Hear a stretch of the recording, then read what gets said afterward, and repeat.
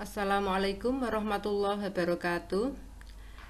Anak-anak, kali ini kita belajar biologi mengenai pengangkutan pada tumbuhan.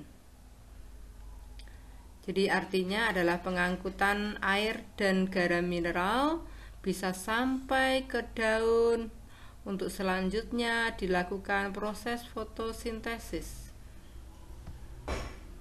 Nah, pengangkutan pada tumbuhan ada dua. Yang pertama adalah proses pengangkutan ekstravaskular.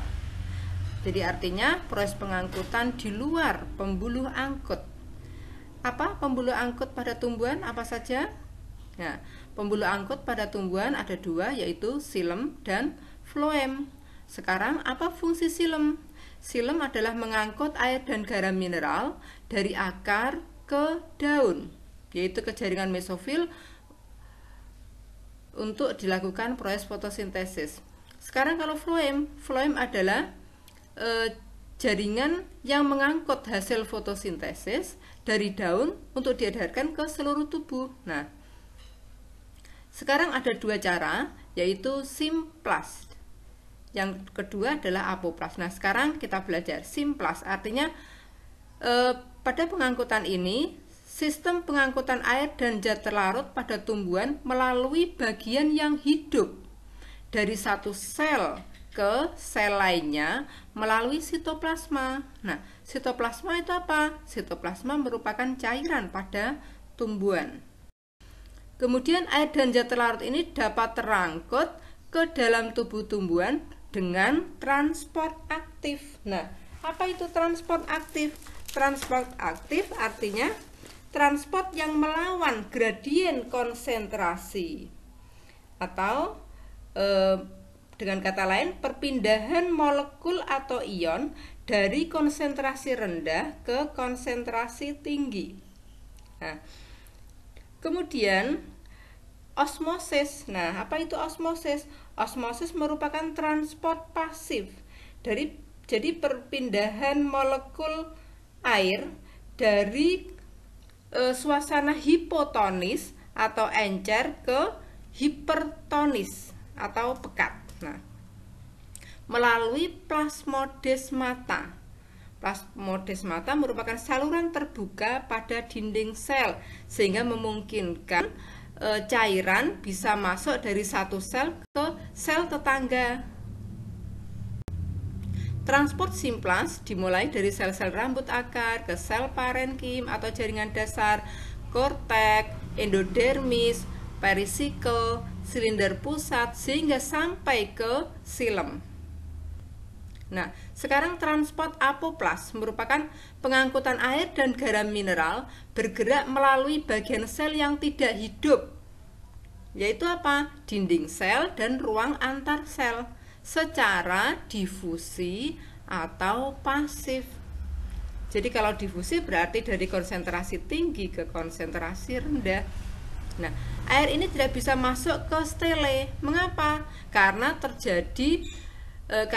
terdapat pita Kaspari pada sel endodermis. Pita Kaspari merupakan pita yang terbuat dari suberin. Nah, jadi suatu bahan berlilin kedap air dan garam mineral. Nah, sehingga air tidak bisa masuk melewati pita Kaspari untuk menuju ke stele atau silinder pusat. Sehingga pengangkutan air dan zat terlarut secara apoplast tidak melalui endodermis, namun bisa sampai ke endodermis ditransport secara simplast melalui sel peresap. Nah, ini adalah gambar plasmodesmata seperti ini. Pengangkutan intravaskular, yaitu merupakan pengangkutan zat melalui berkas pembuluh angkut, xilem maupun floem. Nah, prosesnya berarti xilem akar ke xilem batang, berarti ke xilem tangkai daun, setelah itu xilem tulang daun sampai ke jaringan mesofil. Jadi jaringan mesofil itu terdiri dari jaringan tiang dan jaringan bunga karang. Jadi di sini terjadi proses fotosintesis terutama pada jaringan tiang. Setelah itu zat makanan hasil fotosintesis disimpan di jaringan bunga karang. Nah, ada 3 teori mengenai pengangkutan air dan mineral bisa sampai ke atas oleh silem, yaitu yang pertama adalah teori Dickson-Joule, yaitu naiknya air ke atas disebabkan karena tarikan dari atas, yaitu daun yang melakukan transpirasi atau penguapan.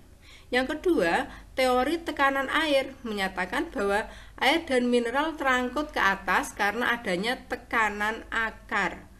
Nah, diduga tekanan akar ini terjadi karena perbedaan konsentrasi air pada air tanah dengan cairan pada saluran silem. Yang ketiga, teori vital menyatakan bahwa perjalanan air dari akar menuju daun dapat berlangsung karena adanya sel hidup, misalnya adalah sel-sel parenkim atau jaringan dasar dan jari-jari empulur di sekitar silem. Nah, ini adalah gambaran pengangkutan air terjadi ekstravaskular maupun intravaskular. Nah, yang merah itu adalah apoplas, yang biru itu adalah simplas. Oke. Nah, ini juga ada simplas, yang biru, yang merah adalah apoplas. Ini berada pada jaringan akar, pada organ akar. Nah, ini adalah gambaran dari kambium vaskular dan kambium intervasikular. Jadi kalau kambium vasikular itu berada di antara silem dan floem. Tetapi kalau kambium intervasikular, kambium ini berada di antara dua jaringan pengangkut. Nah, itu berada di tengah-tengah.